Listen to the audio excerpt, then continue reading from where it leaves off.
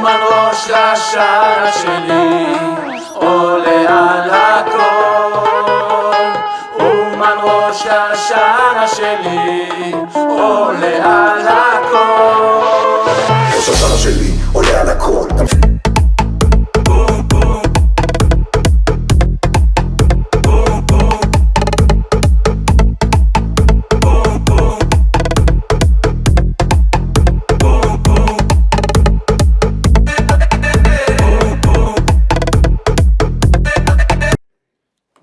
Hachem, on est arrivé dans toujours la Torah, la maîtrette, la Torah 38, on est arrivé page 25 dans la brochure, pour le télécharger sur le site.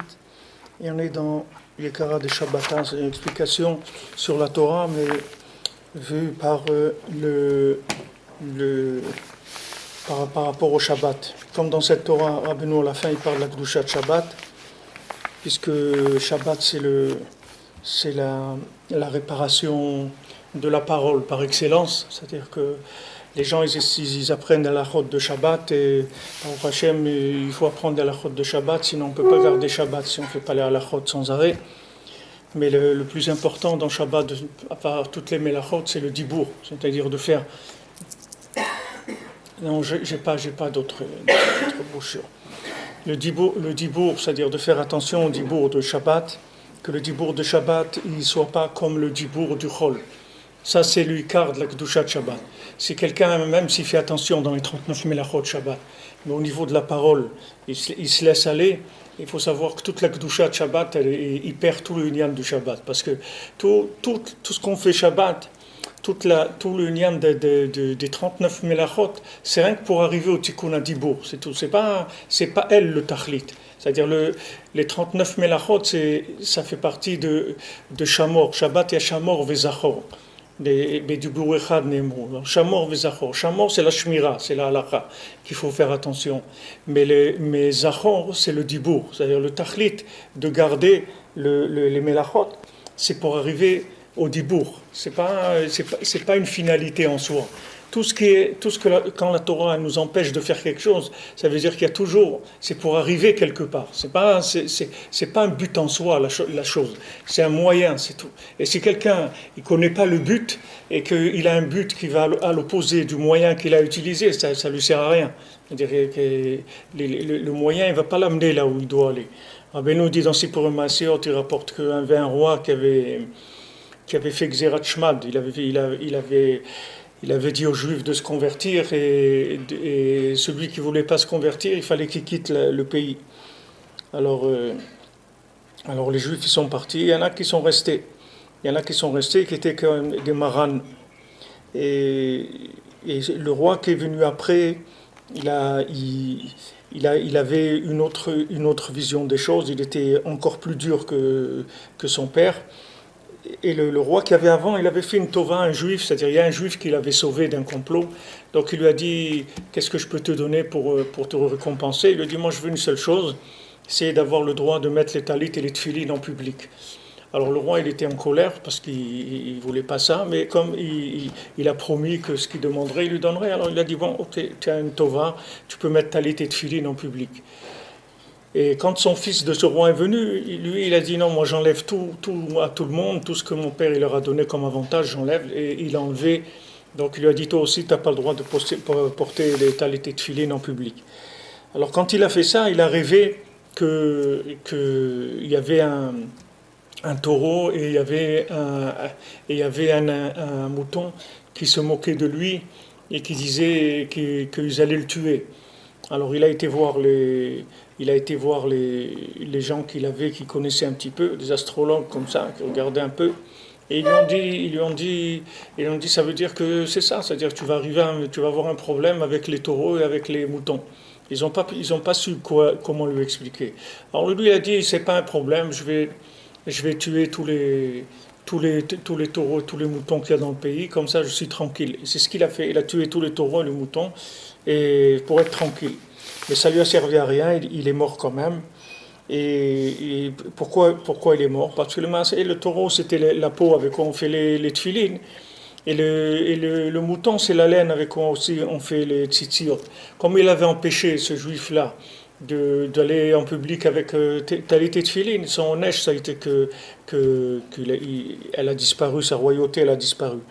Il y a beaucoup de choses, il y a beaucoup de fois dans la Torah où il y a une attitude, que les gens ils ont une attitude de faire ce qu'il y a à faire, mais ils cherchent pas où ça va les amener.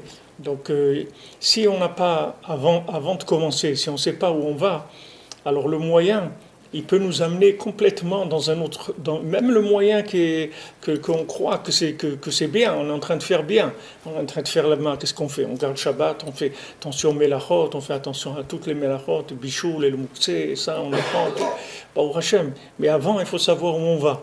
Le Shabbat, c'est un hôte. C'est-à-dire le hôte de Shabbat, c'est le dibour avec Hachem. Shabbat, on apprend à parler avec Dieu. C'est ça le but du Shabbat. Maintenant, tout le reste, c'est pour se mettre en condition. C'est pas pour rester là-bas. C'est pas pour rester dans la Shmira. Il faut rentrer dans Zachor. On voit aussi dans Esav que Esav, quand il a vu que Rivka, elle a envoyé son frère, elle a envoyé Yaakov pour... elle a dit comme Siba, elle a dit à Yitzhak, elle a dit, si on laisse ici notre fils, il va prendre une fille de Canaan, et Mali Chaim, quelle vie on va avoir, si Chaz Shalom il nous prend une fille d'ici, etc. Alors elle a envoyé dans sa famille à elle, chez Bethuel à Arami, pour que là-bas ils prennent une femme de là-bas. Alors c'est écrit que Esav, quand il a entendu que les Benot de Canaan n'étaient pas bien aux yeux de ses parents, qu'est-ce qu'il a pris? Il a été prendre une de Ishmaël. C'est-à-dire qu'il n'a pas cherché qu'est-ce qu'il voulait, ses parents. Il a entendu que ses parents, ils ont dit, celles-là, elles ne sont pas bien. Il dit, bon, il dit qu'elles ne sont pas bien, donc ça, je fais pas. Ça, je fais pas. On ne pourra pas me dire que j'ai pas écouté mes parents. Mes parents, j'ai entendu qu'ils ont dit que les filles de Canaan ne sont pas bien. Ok. Mais il n'a pas cherché à savoir qu'est-ce qu'il voulait. Lui, il a dit, elles ne sont pas bien. Il a pris pire. Il a pris de Ishmaël. Et après de ça, ça a donné Eliphaz, ça a donné Amalek, il est sorti de ça. Il est sorti Amalek. Pourquoi il est sorti Amalek de ça? Parce que Amalek, il vient de quand la Torah n'est pas claire, c'est ça Amalek. Amalek, ça fait, c'est-à-dire il met tout des choses qui sont pas claires. La Torah, il faut que ça soit clair. Il faut pas faire des choses que c'est parce que c'est écrit comme ça, alors on fait ça. Il faut chercher l'esprit de la chose. Même dans la Torah, il y a un esprit dans chaque chose. Il n'y a pas que, voilà, j'ai fait la halakha, je suis yotse de mon obligation. Parce que quelqu'un, il peut être yotse d'après la halakha, et il peut être à côté, mamash, un Amalek. C'est-à-dire qu'il peut être religieux et tout, il peut être un Amalek. Parce qu'il peut être quelqu'un qui n'a pas du tout l'intention d'arriver au but où la Torah elle veut l'amener. La Torah elle veut t'amener quelque part. Avant de commencer, il faut que tu saches où tu vas. Après, tu vas prendre le moyen, comment arriver là-bas. Mais avant de rentrer dans les moyens, il faut d'abord rentrer dans le tahlit. Il faut d'abord savoir où je vais. Une fois que c'est clair, que le tahlit il est clair dans ma tête, à ce moment-là, après, je vais chercher les moyens kshérim pour arriver là où les goïms ils disent la fin justifie les moyens. Chez nous, non. La fin ne justifie pas les moyens. Chez nous, les moyens, ils doivent être cachers. On ne peut pas utiliser des moyens pas cachers pour arriver à un but qui est cacher. Quelqu'un, il ne peut pas faire un hold-up dans une banque pour monter en Israël, pour pouvoir s'acheter une maison en Israël. Ça ne marche pas comme ça. Même s'il veut faire une belle mitzvah, mais il faut que le moyen il soit caché. Mais d'un autre côté, il y a la tendance à rester dans le moyen. C'est-à-dire que la personne, elle rentre dans le moyen de la chose et elle reste là-bas. Alors dans beaucoup de choses, c'est comme ça. Rabbi Nathan, une fois, il a dit à Pessah, il a dit ça à Pessah, il a dit ça à Sukkot. Et une fois, Rabbi Nathan, il avait pas de quoi faire Pessah. Alors c'est arrivé, mamash la veille de Pessah, il n'avait rien encore. Et sa famille, ils étaient malheureux, ils pleuraient, ils disaient, mais comment, le Chag, il arrive dans quelques heures, on n'a rien. On n'a ni les matzot, ni rien du tout. Et Rabbi Nathan, il était tranquille, il se faisait pas de soucis. Il leur disait, on va voir, vous faites pas de soucis, etc.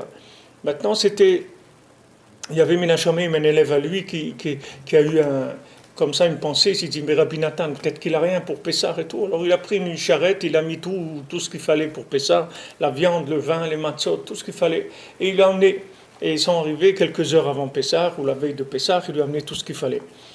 Alors ils ont vu que Rabbi Nathan, son visage, il n'a pas du tout changé. Avant qu'on lui amène tout, et après qu'on lui ait tout amené, alors il était pareil, il était serein, aussi bien avant qu'après, ça n'a rien changé pour lui. Alors la famille, elle était contente et tout, que au Hachem, il y avait de quoi faire la fête. Alors Rabbi Nathan, il a dit, maintenant, au Hachem, il y a de quoi faire Pessah. On a les matzot, on a le vin, on a la viande, les pommes de terre, tout ce qu'il faut. Mais Pessah lui-même, où est-ce qu'il est?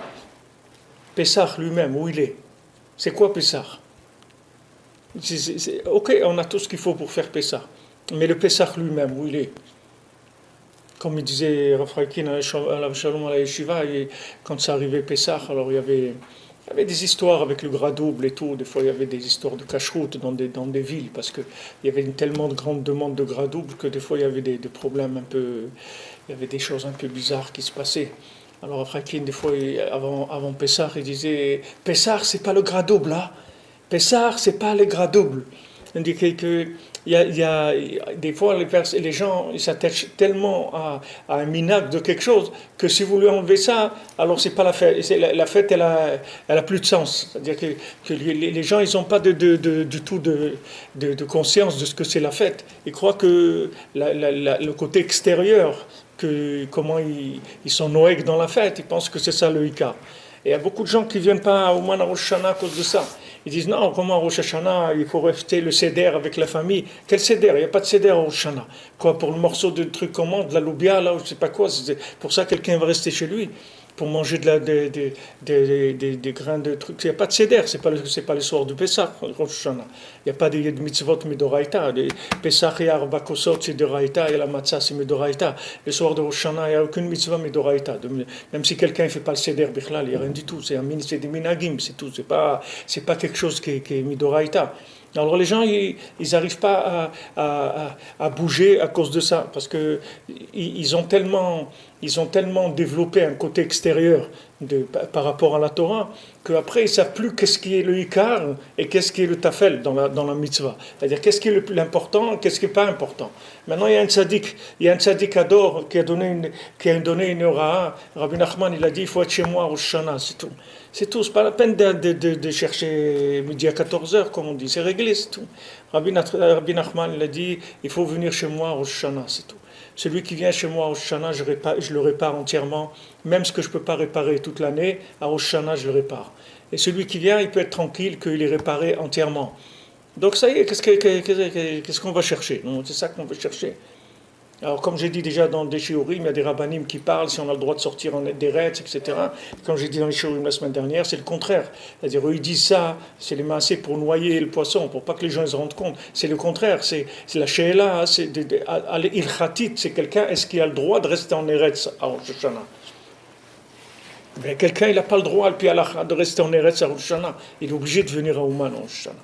Pourquoi? Parce qu'il y a un rave de la génération qui a dit qu'il faut faire ça, c'est tout. Maintenant, lui, il sait pourquoi il dit. Lui, il sait pourquoi il dit ça. Lui, nous, on ne comprend rien. Comme Moshe Rabbeinu, comme tous les tzadikim, quand ils ont donné des oraot, ils n'ont pas besoin d'expliquer les oraot. Même Adam Arishon, Hachem, il lui a dit ne mange pas de l'arbre de la connaissance du bien et du mal. Il lui a pas expliqué pourquoi. Il lui a dit ça, tu ne manges pas, c'est tout. Alors que s'il avait attendu 2 ou 3 heures, il aurait fait kidouche sur le Tzadat Tovera. Mais voilà, il n'y a pas donné d'explication, il n'y a pas d'explication. Ça dit qu'il n'a pas d'explication à donner. Il dit voilà, il faut faire comme ça et comme ça. Tu veux pas. Non, maintenant les gens, ils essayent de comprendre. Il n'y a rien à comprendre. Pourquoi ici Ouman? Il n'y a rien à comprendre, c'est comme ça, c'est tout.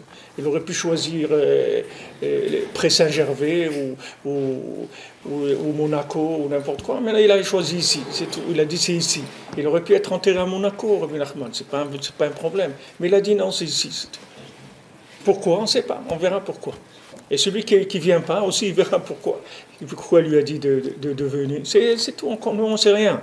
Il faut aller dans la Torah, il faut être bitmimout, c'est tout. Quand on nous dit de faire quelque chose, il faut savoir qu'il y a toujours des grands secrets qui sont derrière ces choses-là. Il faut aller bitmimout, il faut aller avec simplicité. Il faut chercher l'esprit de la chose. Il faut savoir qu'une chose, elle a un sens profond. C'est pas que le côté extérieur de la chose. Et que quelqu'un qui vient au Rosh Hashanah, Rabbi Nachman dit qu'on vient chez moi, prier, pas prier, manger, pas manger, dormir, pas dormir, il faut être chez moi au Rosh Hashanah, c'est tout. C'est-à-dire qu'il n'y a pas de... Même si quelqu'un est pris dans un minyan où il y a 10 000 personnes, il n'entend pas la moitié de la prière, c'est pas grave. Même si quelqu'un dort dans un lit cassé, c'est pas grave. Même si quelqu'un il mange des sandwichs à Rosh Hashanah, c'est pas grave. C'est pas ça le principal. Le principal, c'est de venir pour être mamlitz, pour tout l'âme Israël, pour sa mishpacha, pour sa neshama, pour qu'Hachem nous sorte de la galoute. C'est ça qu'on est en train de chercher. On est en train de chercher de la belle vie. Ce qu'on cherche, c'est de faire ce qu'il y a à faire pour que le monde y se répare, qu'on puisse terminer avec l'histoire du monde, avec l'aventure de ce monde-là. Alors, Bon Hachem, Rabbi Nachman, il s'engage sur des choses. Il faut aller betmimout. Alors maintenant, dans Shabbat, il faut savoir que le quart du Shabbat, c'est le dibour. Parce que le hôte de la connexion avec Hachem, c'est-à-dire le signe de la connexion, ça va passer par la parole. Comme c'est écrit que Rabbi nous dit que à la fin, c'est écrit que Vayafor, Safa Broura, les Kolahamim, qu'Hachem il va donner une langue claire, un langage clair pour toutes les nations. Toutes les nations vont avoir un langage clair, c'est-à-dire qu'on va pouvoir arriver à des paroles qui sont claires. Pourquoi aujourd'hui les nations, elles sont contre nous? Pourquoi il y a beaucoup de pays qui sont contre nous? Pourquoi nous, à peine il y a un peu de violence ou de choses, même si c'est vrai ou c'est pas vrai, c'est pas important, mais à peine il y a quelque chose, un peu de violence entre l'armée ou la police et des trucs en Israël, ça fait des scandales dans le monde. Et à côté, à quelques centaines de mètres, on massacre des milliers de gens et ils montrent des films sur ça, ils égorgent des gens en public et tout. Qu'est-ce qu'il y avait à faire de ça? Personne n'a rien à faire de ça. Par milliers, voilà, même ici en Ukraine, ils ont tué 8000 personnes depuis le début. Qu'est-ce que ça dérange personne? Et pourquoi Israël chaque truc? Parce que on n'a pas le dibour, on n'a pas de communication, c'est-à-dire on ne peut même pas s'exprimer sur ce qu'on a. On a la solution du monde, on a la clé de l'humanité, elle est chez nous, mais on ne peut pas la transmettre parce qu'on a un problème de communication, c'est tout. Le problème de communication, c'est parce qu'il faut s'arranger avec Hachem. Tant qu'on n'est pas en accord avec Hachem, en communication avec Hachem, on peut parler avec personne. Il n'y a personne qui va nous écouter. Le dibour, il dépend de l'alliance avec Hachem. Combien on arrange l'alliance, c'est comme ça qu'on arrange la parole. Pourquoi Rabbi Nachman il parle de la parole, il parle aussi du Tikkun Abrit, du Tikkun Klali. Pourquoi il dit venir faire le Tikkun Klali ici, et Rosh Hashanah, c'est tellement important, et Rosh Hashanah aussi c'est important. Parce que Rosh Hashanah, on répare ça, c'est-à-dire plus que n'importe quel moment de l'année, on répare l'alliance et on répare aussi la parole. C'est-à-dire c'est lié. Le Brit Halachon et le Brit Maor, ils sont liés.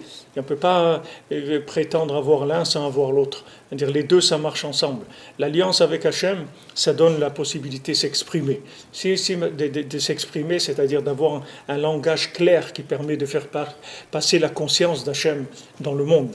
Et si quelqu'un il n'a pas ça, il peut parler tant qu'il veut, faire des émissions, aller à l'ONU, faire tout ce qu'il veut, personne ne va le regarder. Il n'y a pas de personne va écouter. Combien de ministres ils essayent de parler, des ambassadeurs et des trucs et tout. Rien, ça fait rien du tout, parce que le langage, il n'y a personne qui comprend le langage. Donc ça ne sert à rien. C'est pas ça qu'il faut arranger. Il faut apprendre à parler. Une fois qu'on apprend à parler, après on peut aller parler. Et où est-ce qu'on apprend à parler? Ici, on va apprendre à parler. On vient au Mana Rosh Hashanah pour apprendre à parler. Qu'est-ce que les tkiyot de Rosh Hashanah? C'est pour apprendre à parler. C'est écrit est-ce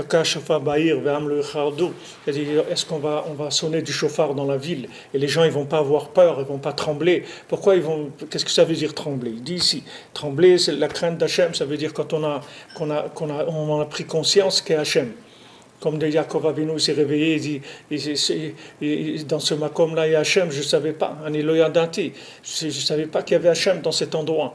Les gens ne savent pas qu'il y a Hachem dans le monde, Birlal. Comment on va savoir? Il faut avoir un da'at, c'est-à-dire une conscience d'Hachem. Cette conscience d'Hachem, on l'apprend quand on commence à communiquer avec Hachem. Tout ce que Hachem il a créé, c'est que des moyens de communication. Il n'y a rien dans le monde qui a été créé sans la parole d'Hachem. Tout ce qu'Hachem il a créé, c'est pour nous parler, c'est tout. C'est pas pour autre chose. Hachem il a créé tout. Il a créé un homme ou un âne ou un oiseau ou le soleil ou les nuages ou la pluie, tout. C'est uniquement pour nous parler. Tout c'est qu'un dialogue. Et c'est un dialogue sur des milliers de facettes pour pouvoir nous parler. Donc si quelqu'un n'a pas arrangé la communication avec Hachem, il vit dans un monde qui est un monde imaginaire complètement. Donc quelqu'un n'a pas trouvé la parole d'Hachem, il vit dans l'imagination. Alors le Shabbat, c'est un tikkun de l'imagination aussi. Alors quand on dit Mizmor Shili Yom HaShabbat, Tov Lodot L'Hachem, ובחינת בוקר דאברהם במנתך בלילות, ça on a vu hier, שמבחינת התגלות החסדים ועל פי כן צריכים לחזק את עצמו גם על ידי אמונה שלמה, כי חסדי השם כאילו תמנו חודשים לבקרים רבה אמונותיך, כי אפילו החשכות של לילה צריכים להאמין שהוא רק בשביל התחדשות החסדים בכל בוקר, בבחינת חודשים לבקרים כמובן במקום אחר. C'est-à-dire que même quand on passe par la nuit, cette obscurité, elle vient uniquement pour révéler le chesed d'Hachem. C'est-à-dire que maintenant, les maasés, toute la galoute qu'on passe, toutes les galouillottes qu'on a passées, c'est uniquement pour révéler les chassadim d'Hachem. C'est pas que les galouillottes, c'est pas des galouillottes parce que Chas v'shalom, Hachem il veut nous faire souffrir ou veut nous punir ou des choses comme ça. Toutes les galouillottes qu'on a passées, c'est uniquement pour pouvoir révéler que Hachem il est bon et que Hachem il est miséricordieux. C'est pour ça qu'on passe par la galoute. C'est-à-dire que maintenant Hachem il a créé la nuit pour pouvoir créer le matin. Hachem il a fait la nuit pour que le matin on puisse voir le chesed. Pourquoi Hachem il a fait l'obscurité? C'est pour que la lumière ça nous fasse plaisir, ça nous donne de la joie quand on voit la lumière. Si on vivait dans la lumière sans arrêt, on n'aurait aucune joie de la lumière. Donc on passe par l'obscurité pour pouvoir apprécier la lumière. Et toute la vie de chacun c'est comme ça. Les gens, ce qu'ils ont, ils n'apprécient pas. Alors après Hachem, Chas v'Shalom, il enlève, comme c'est écrit dans les Klalot, Tachat Hachel lo avata et Hachem Elokecha besimcha betov levav merov kol. C'est-à-dire quand je t'ai tout donné, tu avais tout, tu n'avais pas de joie, tu n'avais pas le cœur joyeux, tu n'étais pas content. Alors mais voilà, à cause de ça, ça vient toutes les Klalot. Les Klalot, c'est de l'obscurité. Quelqu'un, il passe par l'obscurité parce qu'il n'apprécie pas ce qu'il a. Alors on dit Mizmor Shir Yom Shabbat, Tov Leodot L'Hachem. C'est-à-dire Mizmor Shir Yom Shabbat, c'est que Mizmor Shir Yom Shabbat aussi, Mizmor Shir Yom Shabbat, c'est aussi le Mashala, c'est le lien du Mashal, comme Shlomo. Mizmor Shir Yom Shabbat, c'est Roshetevot Shlomo, c'est les Roshetevot Mashala. C'est-à-dire c'est le Mashal, c'est l'exemple, c'est-à-dire c'est l'image exacte de ce que ça veut dire Hachem. Quand Hachem il a dit créons l'homme à notre image, alors c'est créons l'homme à notre image, ça veut dire que maintenant l'homme il doit avoir sur son visage, il doit avoir l'image d'Hachem. Que quand quelqu'un il le voit, il voit Hachem. Rav Gershon, Shalom, à la Yeshiva Aix-les-Bains, il nous disait normalement quand un juif il arrive quelque part, à un aéroport, à la douane ou quelque part, on doit le voir de loin, on dit monsieur, venez, passez. C'est-à-dire on doit lui donner un traitement spécial, c'est VIP on doit lui faire. Mais pas parce qu'il a une carte de crédit en doré, parce qu'on voit sur son visage que ce n'est pas un Ben Adam comme les autres. C'est-à-dire on le voit de loin, on n'a pas besoin qu'il vienne. De loin, il dit monsieur venez et Bémet aujourd'hui quand on dit Tov Lodot L'Hachem, de Tmaskir l'Inissim, c'est-à-dire c'est un maasé que je vais vous raconter qui a maintenant 34 ans. Et donc, il y a 34 ans, au Shem, j'ai eu un petit garçon, une semaine avant Rosh Hashanah, et ça devait être le Brit à Rosh Hashanah. Et Rosh Hashanah, il faut j'habitais à Aix-les-Bains et tout, il faut y partir. Alors bon, avec ma femme, on s'est mis d'accord que j'allais partir pour Rosh Hashanah. Mais maintenant, il y avait Brit Mila. Alors, mes parents qui habitaient, Aléa Machan, qui habitaient en Israël, ils sont venus pour la Brit Mila. Mes beaux-parents, ils sont venus pour la Brit Mila. Tout le monde est venu.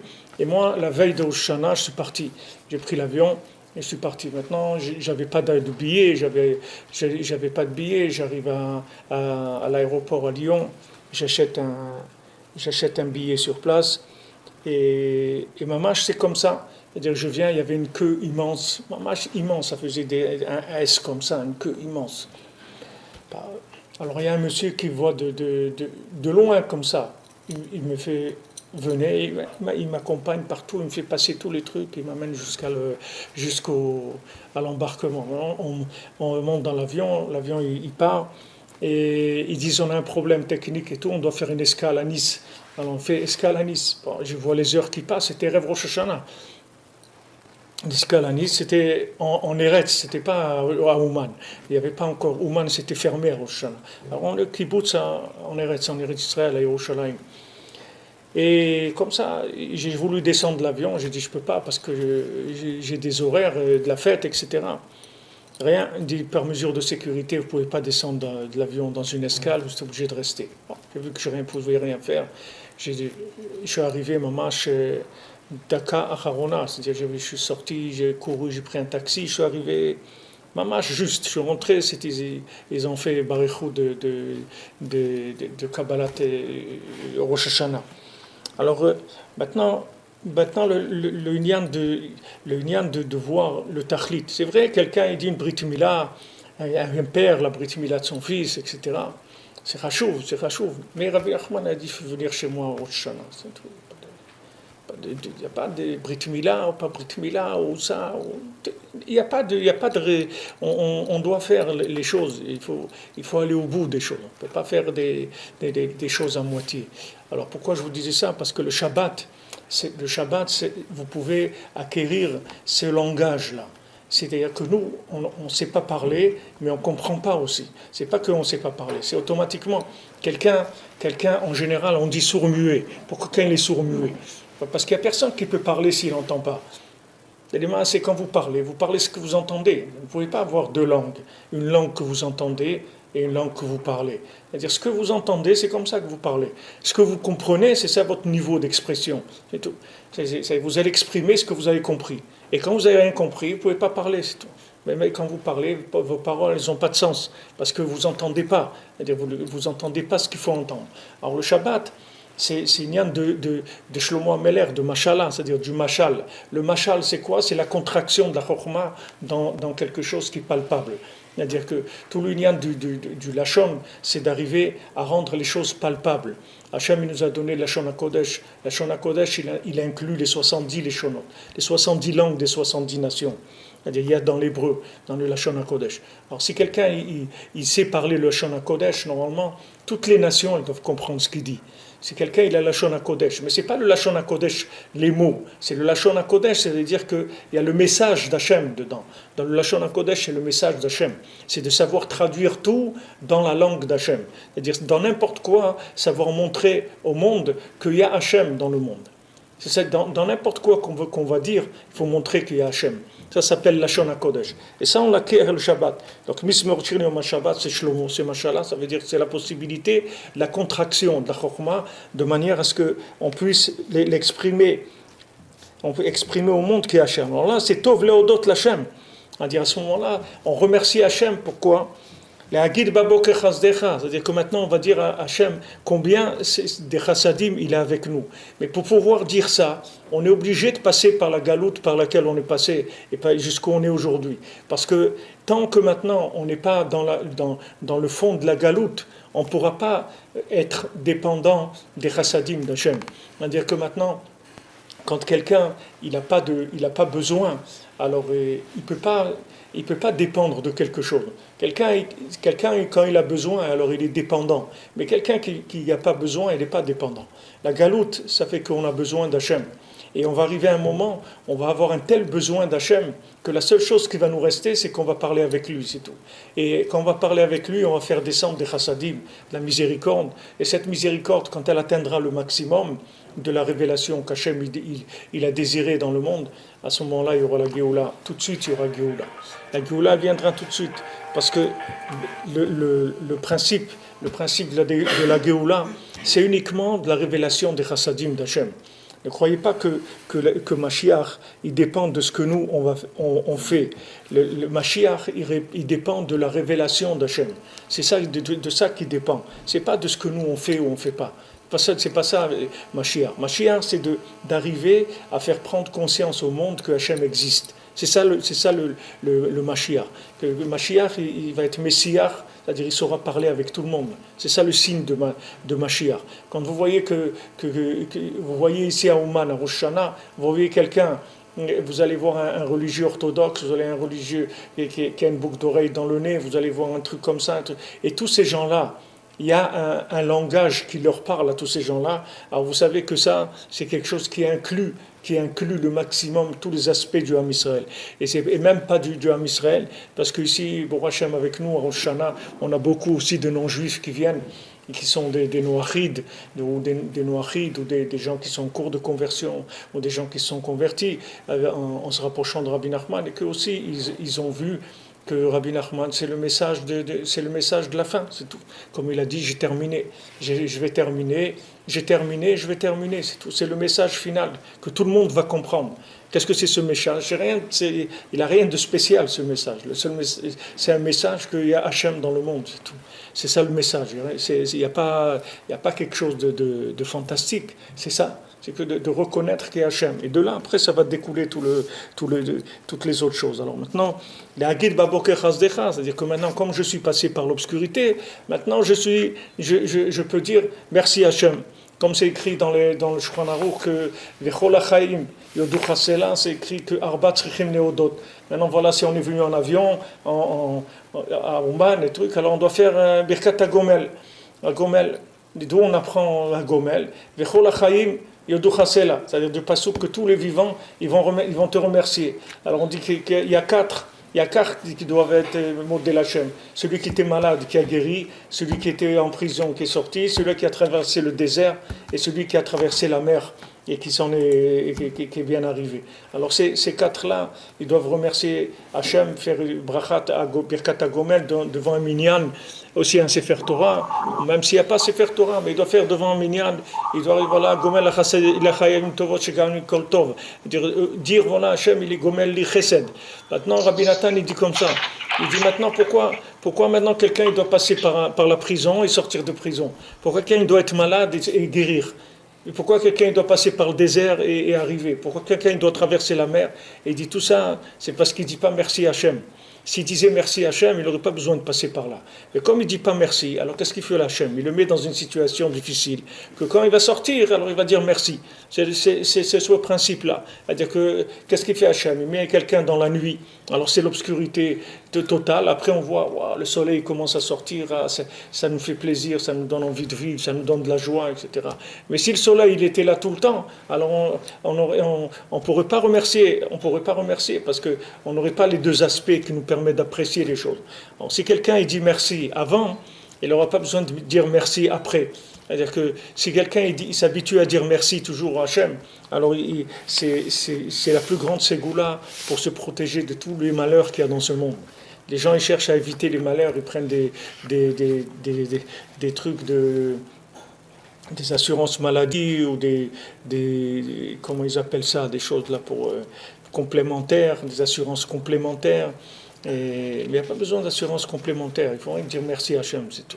Si quelqu'un dit merci à Hachem, jamais on va lui envoyer des problèmes. Parce que si quelqu'un, le but du monde, c'est de remercier Hachem. Parce que c'est la seule chose qui va rester dans l'Olam Haba. L'Olam Haba, le Korban Toda, jamais il va s'annuler. Jamais dire merci, c'est quelque chose qui est la seule chose qui va rester. De tout ce qu'on fait dans Vodat Hachem, c'est de dire merci à Hachem. Donc si quelqu'un il dit merci à Hachem, il est déjà en train de vivre dans l'Olam Haba, dans l'Olam Hazé. Tov leodot l'Hachem. C'est-à-dire que le Shabbat, on va apprendre à leodot l'Hachem. C'est-à-dire on va apprendre que notre vie elle est bien, et notre vie elle est magnifique, et que tout ce qu'on a dans notre vie c'est des chassadim gdolim meod.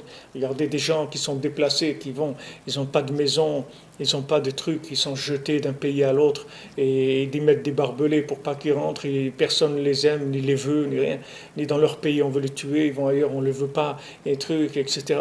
Voilà, maintenant, vous croyez que le monde il a avancé, regardez, on est en 2015, soi-disant que le monde il est moderne, etc. Regardez les gens, c'est les mêmes, il n'y a pas de changement, c'est la même chose.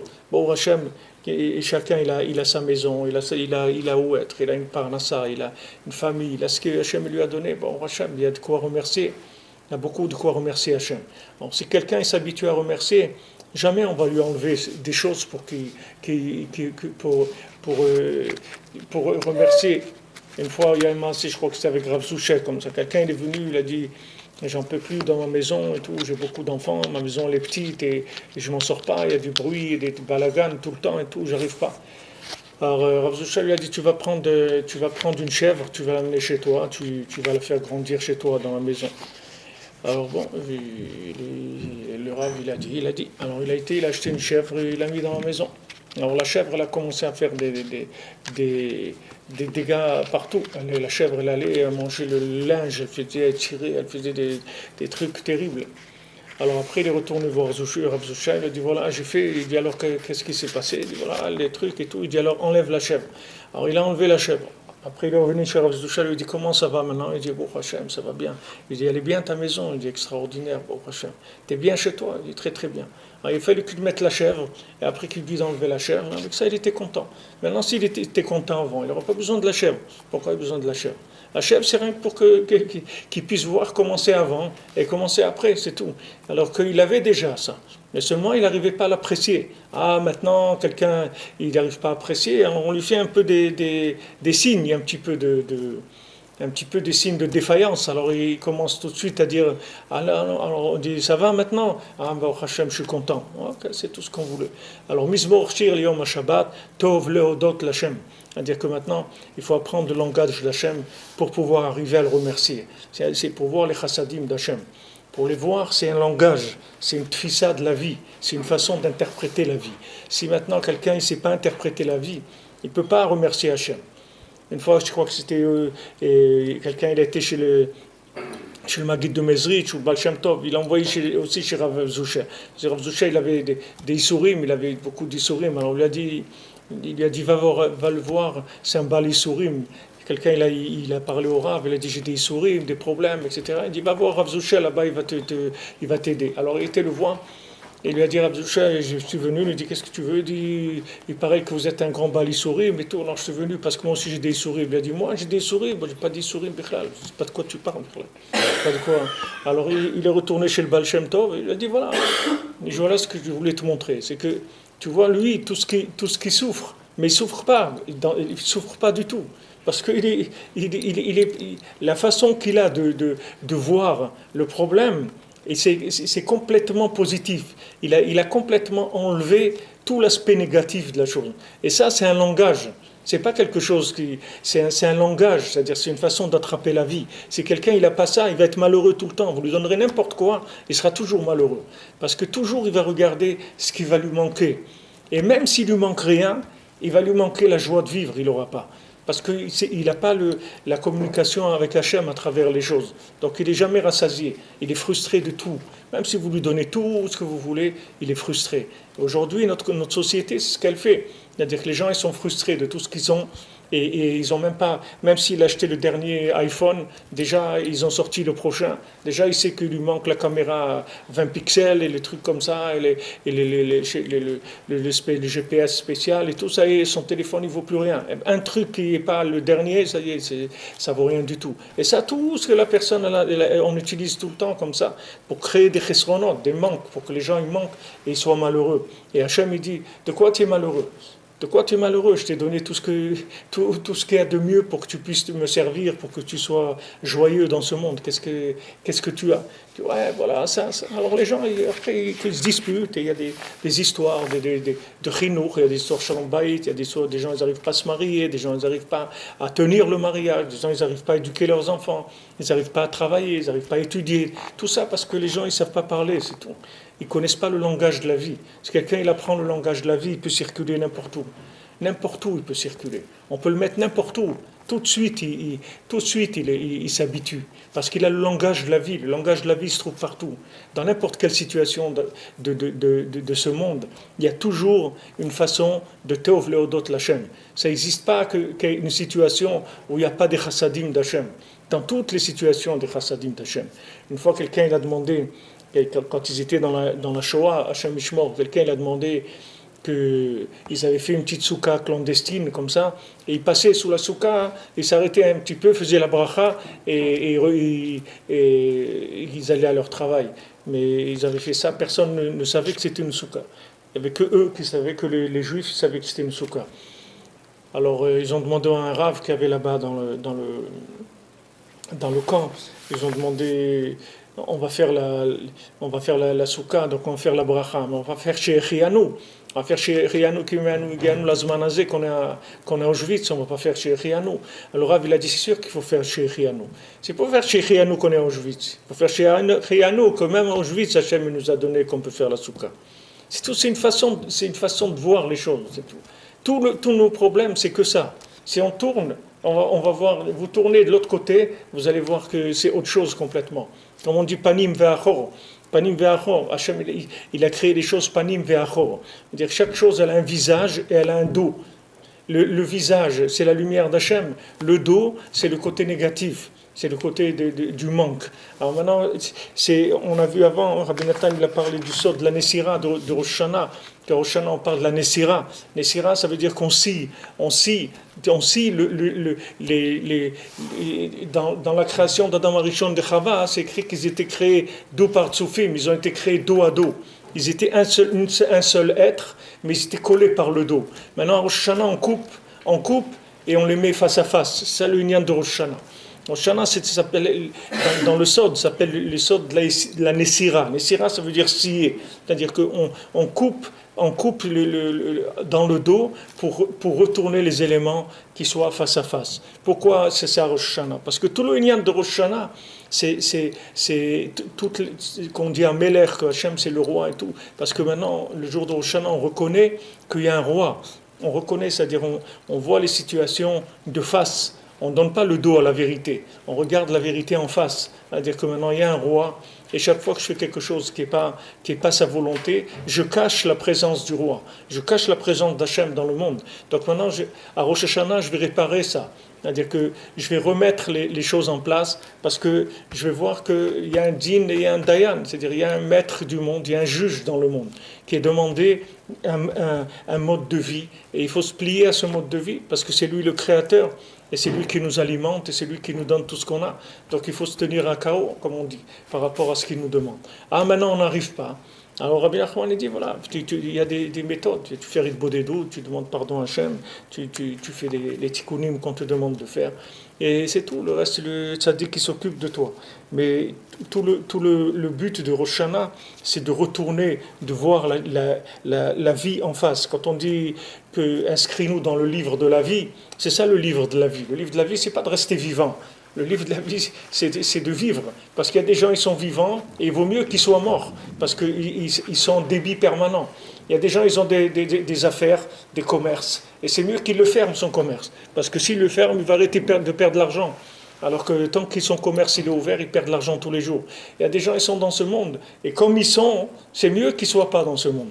Parce que tous les jours, ils perdent. Au lieu de gagner quelque chose, ils sont en train de perdre. C'est ce qu'on a étudié la semaine dernière. La Gemara, elle dit, est-ce que c'est bien que l'homme il était créé ou il n'a pas été créé? Il dit, Tov lo chez le nivra ou chez l'onivra. Est-ce que c'est mieux qu'il soit créé ou qu'il ne soit pas créé? Alors la Gemara, elle dit, ça dépend. Si maintenant il fait tchouva, alors oui. Mais s'il ne fait pas tchouva, c'est sûr qu'il vaut mieux qu'il ne soit pas créé. Mais s'il fait tchouva, oui, c'est mieux qu'il soit créé. Parce que tchouva, ça veut dire qu'il retourne vers Hachem. C'est-à-dire qu'il va voir le visage d'Hachem. Il va voir la vérité. À ce moment-là, c'est sûr que c'est bien qu'il soit créé. Parce qu'à ce moment-là, il va utiliser tout ce qu'il y a de mieux dans le monde. Donc le Shabbat, c'est pour arriver à ce machal-là. C'est-à-dire que Shlomo HaMelech, il donnait des exemples par millions des exemples. Il avait David HaMelech. David HaMelech, il avait des millions d'exemples. Pas des milliers, des millions, ils disent les Mefarshim. Chaque machal qui donne dans Mishlei, David HaMelech ou dans Kohelet, il avait des milliers de machal sur ce machal-là, sur cet exemple-là. C'était un chacham gadol, mais sa chokhma, c'était qu'il était capable de donner une image, de faire voir la chose.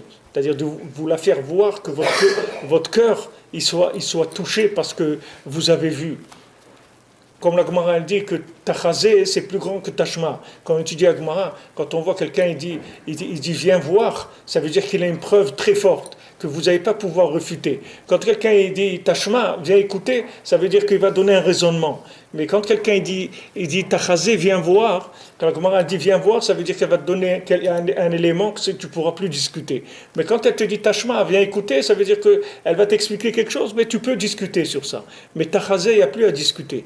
Quand quelqu'un il voit, il n'y a plus du tout à discuter. Pour ça que Shabbat, c'est écrit que Hachem il dit Ta'amu ur'u. C'est-à-dire Shabbat, Hachem il dit goûtez le Shabbat et voyez. Voyez quoi? Qu'est-ce qu'il y a à voir? C'est-à-dire quelqu'un il a mangé la daf. Ok, il a mangé. Alors qu'est-ce qu'il y a à voir? Il n'y a rien à voir. Non, Ta'amu ur'u. Tu vas goûter le Shabbat. Avec ça, tu vas voir la vérité. Tu vas manger tes séoudot de Shabbat. Ça va te changer la vision de la vie. C'était Shin Bat, le Zohar il dit Shabbat c'est Shin Bat. Shin c'est Tlat Gavne Deena, Bat Bat Aïn. Le Shin c'est les trois couleurs de l'œil et Bat Bat Aïn c'est la pupille de l'œil. C'est-à-dire que le Shabbat lui-même c'est un œil, c'est une vision des choses. On veut changer notre vision des choses. C'est pour ça qu'on garde Shabbat. Alors c'est pas une attitude passive, c'est-à-dire c'est pas une attitude où maintenant stam on fait pas des melachot et des trucs et ça y est on a fait Shabbat. C'est une attitude où on cherche quelque chose, c'est-à-dire on cherche à voir la vie différemment. Et si maintenant on a gardé Shabbat comme il faut, alors comme il dit avant, on a le droit maintenant de rentrer dans la semaine et on a la force de pouvoir voir la semaine différemment. Alors que si maintenant on ne garde pas Shabbat, on n'a aucune chance de s'en sortir dans la semaine.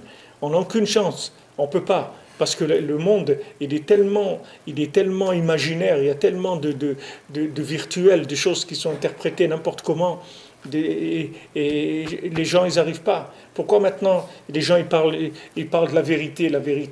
Tous les gens, ils disent la vérité, ils parlent de la vérité. Mais la vérité, c'est une seule chose. Comme Rabbi Nachman, il dit maintenant un keli en argent. Vous pouvez dire beaucoup de choses dessus. Vous pouvez dire c'est du fer, c'est du métal, c'est de l'aluminium, c'est tout ce que vous voulez. Mais ce keli, il est en argent, c'est tout. La vérité, c'est une chose. C'est pas beaucoup de choses. Alors comment ça fait que les gens ils parlent de vérité et chacun il fait n'importe quoi? Chacun il interprète la vérité de pourquoi? Parce qu'il n'y a pas une safa broura. C'est-à-dire il n'y a pas un langage clair. S'il y a un langage clair, il y a rien dans le monde qui pourra remettre ça en question. Quand le langage est clair, c'est terminé. Pour ça qu'à Matan Torah, il voyait les colottes. Matan Torah dit Ro'im et ta colotte. Il voyait le son. C'était pas un son que du son. C'était un son avec l'image. Si maintenant vous avez le son avec l'image, c'est terminé. Vous pouvez plus bouger la chose. Je me rappelle à l'époque, il y a longtemps, quand ça a commencé un peu le cinéma et tout, il y avait des grandes machloquettes entre les gens qui disaient qu'est-ce qui est plus important, le livre ou le cinéma. Alors ils disaient que le cinéma, ça tuait l'imagination des gens. Tandis que le livre, les gens ils lisent et ils fabriquent le film avec ce qu'ils ont dans leur tête. Tandis que le cinéma, ça bloque l'image. C'est-à-dire qu'après, quand la personne elle voit le film et elle entend le son, alors voilà, c'est ça, c'est tout. Elle a vu. Maintenant, à Matan Torah, il y avait le son, la voix d'Hachem, mais il y avait aussi l'image. Ça fait qu'il n'y avait plus de Bechira. C'est pour ça que c'était la réparation du Ched Adam Arishon et que la mort, elle avait disparu. C'est-à-dire que le jour de Matan Torah, après, il n'y avait plus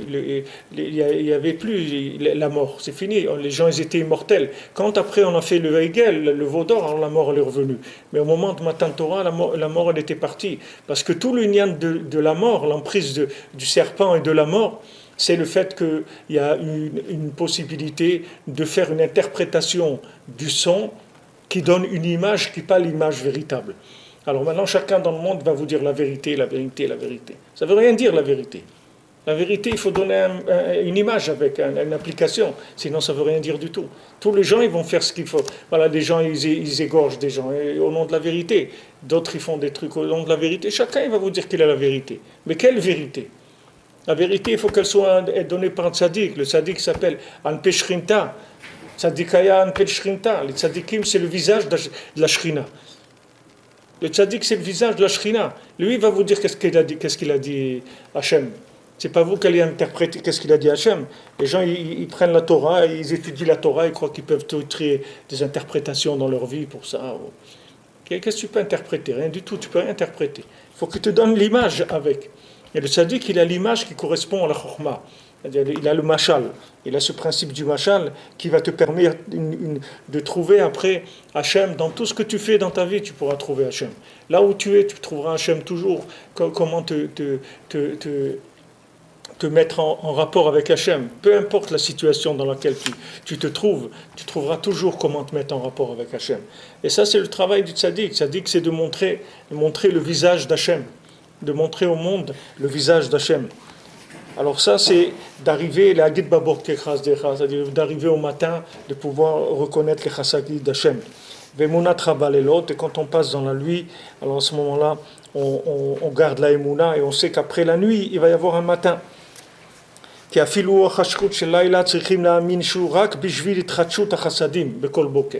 toute maintenant l'obscurité de la nuit, c'est pour qu'il y ait un renouveau le matin. C'est tout. C'est les Rabba Emunatecha. C'est-à-dire tout le lien de Chassadim la Bekarim, Rabba Emunatecha. C'est-à-dire que le matin, il y a des nouveaux Chassadim qu'il n'y a jamais eu dans le monde. C'est pour ça qu'on passe par la nuit. Et pour ça que le quart du jour, pour nous, il commence par la nuit. Il ne commence pas par le matin. Les goyim, ils commencent le jour avec le matin. Mais nous, on ne commence pas avec le matin, le jour. Nous, le jour, il commence quand le soleil se couche. Alors, ils ont dit, mais qu'est-ce que ça veut dire ça? Oui, vaï rêve, vaï boker, yom echad. C'est-à-dire qu'il y a la nuit et il y a le jour. C'est ça, un jour. Nous, on commence avec la nuit.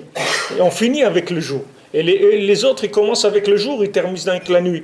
C'est à l'envers, c'est-à-dire eux, le jour, c'est ça la vie, et quand ils rentrent dans la nuit, c'est la mort, c'est la fin. Nous on commence à l'envers, nous on commence par la nuit, et dans la nuit on a la émouna, que cette nuit elle vient pour pouvoir nous montrer le chesed d'Hachem qu'il va y avoir le matin, et pouvoir l'apprécier, et pouvoir tov leodot l'Hachem, qu'on pourra le remercier. כמובן במקום אחר, וזה סוד ההשתלהבה דאישה שיורד בערב שבת לכבוד ראשי הקליפות והתמימות שלא יוכלו להתאחז בקדושה. Ça c'est le sod aussi que c'est écrit dans le Zohar que Erev Shabbat il y a une shalhuva de Esha, il y a une flamme de feu qui descend dans le monde la veille de Shabbat. Tout le Inyan qu'il faut se laver à l'eau chaude. Erev Shabbat, ça vient de ça. C'est-à-dire que dans l'épisode, la douche, le bain, chacun ce qui prend Erev Shabbat, il faut que ça soit chaud. Parce que cette chaleur-là, qu'on se lave Erev Shabbat, elle est faite pour brûler les clipotes, qu'elles ne montent pas dans Shabbat. C'est-à-dire tout ce qui s'est collé à nous pendant la semaine, quand on va rentrer dans Shabbat, elles veulent rentrer avec nous dans Shabbat. Ça, il faut s'en débarrasser. Alors ça, c'est Shalhuva Deisha qui descend Erev Shabbat, les kavod rochers à clipotes, pour brûler la tête des clipotes atmeot qui sont impures. Shelo yochlu litachez b'akdusha, qu'elles puissent pas s'en prendre à la kdusha. Parce que maintenant, le Shabbat, on va ramener les éléments, c'est-à-dire une tachim Shabbat raglecha, c'est-à-dire on va ramener tous les éléments qu'on a pris dans la semaine. C'est-à-dire dans la semaine, on va chercher la Gdusha. Dans chaque jour, on va chercher Hachem. Et ce qu'on a trouvé d'Hachem, on va le ramener dans Shabbat. Comme Rabbi Nachman dit qu'il n'y a pas de shlemut, il n'y a pas de perfection dans les mitzvot qu'on fait dans la semaine. Que toutes les mitzvot qu'on fait dans la semaine, elles montent le Shabbat et c'est là où elles ont leur shlemut. Parce que dans la semaine, il y a une achiza de klipot. Il y a toujours des klipot. Dans n'importe quoi qu'on fait, il y a une présence de klipot.